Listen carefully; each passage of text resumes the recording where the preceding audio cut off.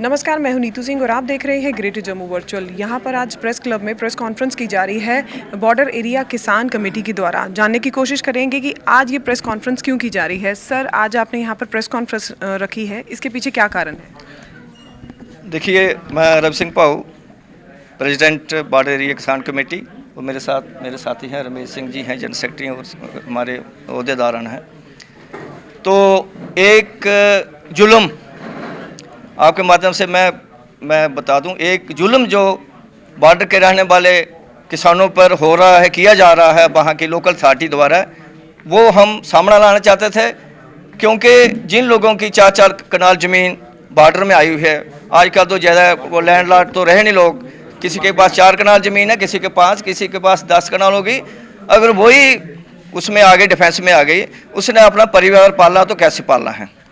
तो तहसीलदार खोड़ के खाते में हमारा कोई 82 लाख रुपीज़ किसानों का वहाँ पर है पड़ा हुआ, 6 साल हो गए हैं, अभी तक उसने वो पैसा नहीं बांटा। हमने बहुत बार गए हैं, हमने और अथॉरिटी, हाई अथॉरिटी से भी बात की है, वो उन्होंने कुछ कमेटियाँ वगैरह बनाई हैं, वो उन्होंने कहा दो, लेकिन जो लोकल वहाँ पर ऑफिसर हैं, लोकल अथॉरिटी है, वो टाल मटोल कर रहती है। एक तहसीलदार गया, दूसरा आया, तीसरा आया, चौथा आया, 5वां आया।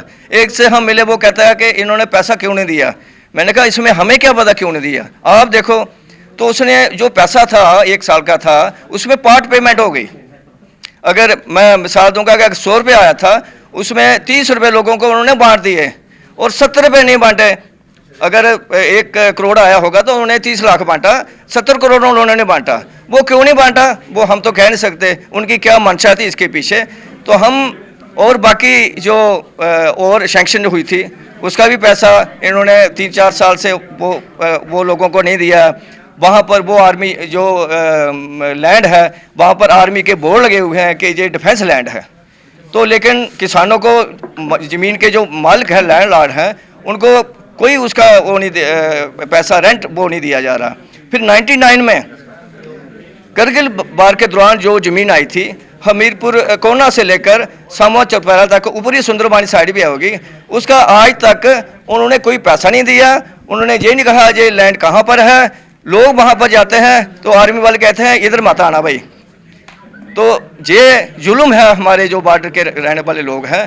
तो मैं आपके माध्यम से LG साहब को और जो यहाँ का लोकल जो अथॉरिटी है, हम इनसे रिक्वेस्ट करते हैं कि ये जो मसले हमने उठाए हैं, 3 हफ्ते के अंदर अंदर अगर ये सॉल्व बने हुए तो बॉर्डर एरिया का जो किसान है, जो बॉर्डर पर फौज के साथ कंधा से कंधा मिलाकर वहाँ पर बॉर्डर एरिया की रखवाली करता है, वो फिर उसको मजबूर होकर जम्मू की सड़कों पे आके आना पड़ेगा।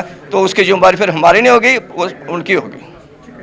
आपसे जानना चाहेंगे कि आप सरकार से क्या डिमांड रख रहे हैं इस समय? हम सरकार से यही डिमांड करते हैं कि जो हमारी ज़मीन जो आर्मी ने ऑक्यूपाई की है, उसका हमें रेंट दिया जाए।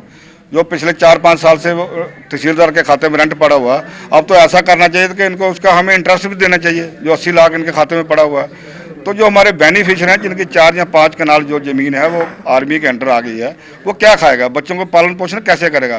तो मैं LG साहब से भी ये निवेदन करता हूँ, गुजारिश करता हूँ आपके माध्यम से, डिप्टी साहब से भी करता हूँ कि तहसीलदार खोड़ को पूछा जाए और उसको जल्द से जल्द बोला जाए कि इनके खाते में ये पैसे आने चाहिए। हमारी बस इतनी डिमांड है कि जो हमारा रेंट है, जो आर्मी ने हमारी ज़मीन ऑक्यूपाई की है, उसका हमें रेंट मिलना चाहिए।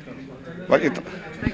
तो आपने देखा यहाँ पर जो बॉर्डर एरिया किसान कमेटी के जो लोग हैं, वहाँ यहाँ पर सरकार से, एडमिनिस्ट्रेशन से साफ तौर पे ये डिमांड कर रहे हैं कि 3 हफ्ते के अंदर जो इनकी मुश्किलात है उनका हल निकाल दें, नहीं तो ये सड़कों पर उतर आएंगे और प्रदर्शन करेंगे। इसी तरह के और अपडेट्स के लिए जुड़े रहिए ग्रेटर जम्मू वर्चुअल के साथ। कैमरामैन अजय जाडू के साथ मैं नीतू सिंह, ग्रेटर जम्मू वर्चुअल के लिए। धन्यवाद।